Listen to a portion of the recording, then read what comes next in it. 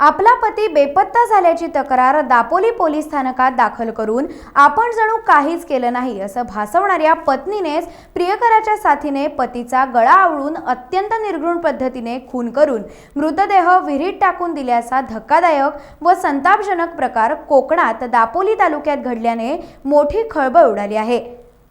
पती बेपत्ता झाल्याची तक्रार देणाऱ्या पत्नीवरच दापोली पोलिसांचा संशय होता। त्याच दिशेने तपास करून अवघ्या 48 तासातच दापोली पोलिसांना या हत्या प्रकरणाचा छडा लावण्यात मोठं यश आलंय। केशकर्तनालयाचा व्यवसाय करणाऱ्या निलेश दत्ताराम बाकर याचा कट रचून खून झाल्याचं आता स्पष्ट झालंय। या प्रकरणी नेहा बाकर पालगड येथील एसटी चालक प्रियकर मंगेश चिंचघरकर या दोघांनाही अटक करण्यात आली आहे। याबाबत अधिक माहिती अशी की दापोली शहराजवळ गिमवणे इथे निलेश बाकर व त्याचा भाऊ या दोघांचाही केशकर्तनाचा पारंपरिक व्यवसाय आहे। मृत निलेश याची पत्नी नेहा बाकर हिच्याजवळ अनेकदा काही घरगुती कारणावरून वाद सुरू होते। आपल्या पत्नीचे बाहेर काही सुरू असल्याचा संशय निलेश व काही नातेवाईकांना होता।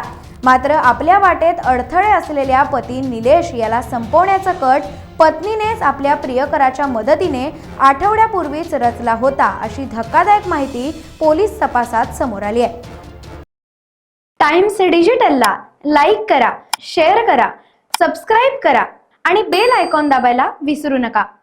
Times digital.